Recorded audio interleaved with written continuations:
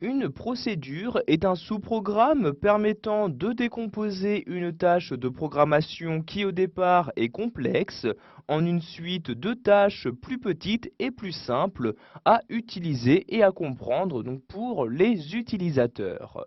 Donc, nous allons voir dans cette vidéo formation comment utiliser ces procédures dans Visual Basic Editor. Donc je vais dans un premier temps créer donc un nouveau module. Je me rends donc en haut dans le menu Insertion, puis je clique ici sur Module. Donc vous voyez ici un nouveau module a été créé. Donc je vais ici déplacer la fenêtre au centre de mon écran de cette manière. Donc ici nous allons maintenant pouvoir créer notre première procédure. Donc pour cela, vous avez différents moyens qui vous sont proposés. Vous avez par exemple la possibilité de vous rendre en haut, toujours dans le menu Insertion, et de cliquer ici sur Procédure comme ceci. Vous allez alors avoir ici les différents choix qui vous sont proposés. Donc à commencer, vous allez choisir ici le nom de votre procédure. Donc si par exemple ici je souhaite créer une macro qui va me permettre de mettre en gras donc du texte, je vais par exemple ici nommer ma procédure mettre gras comme ceci.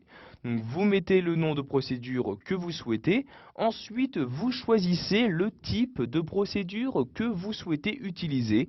Donc, comme vous pouvez le voir ici dans cette liste, vous avez trois types qui vous sont proposés. Donc, Sub, Function et Property. Donc, les deux premiers étant vraiment les plus utilisés.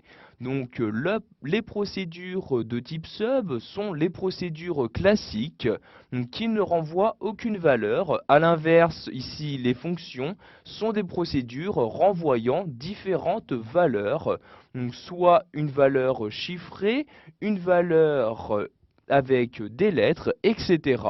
Donc, par exemple ici, dans ma macro, je ne souhaite renvoyer aucune valeur, donc je coche bien ici la procédure sub comme ceci. Pour finir, vous allez choisir la portée que vous souhaitez attribuer à cette procédure. Donc vous avez le choix entre public et private.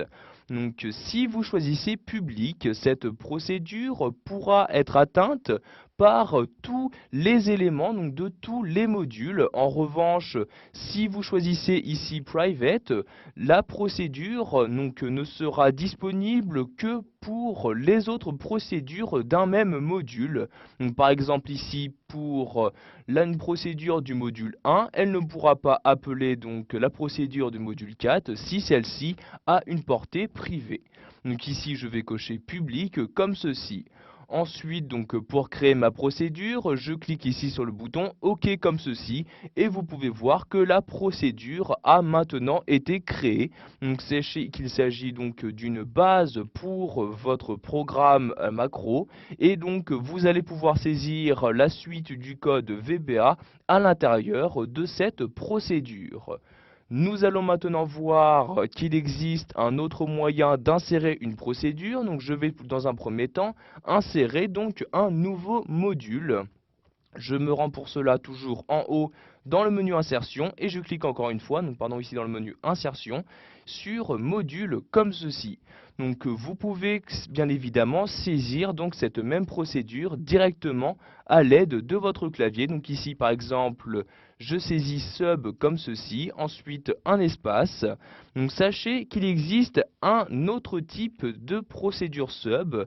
Donc ici par exemple, vous pouvez insérer une procédure événementielle, donc c'est-à-dire que celle-ci réagira aux différentes actions de l'utilisateur.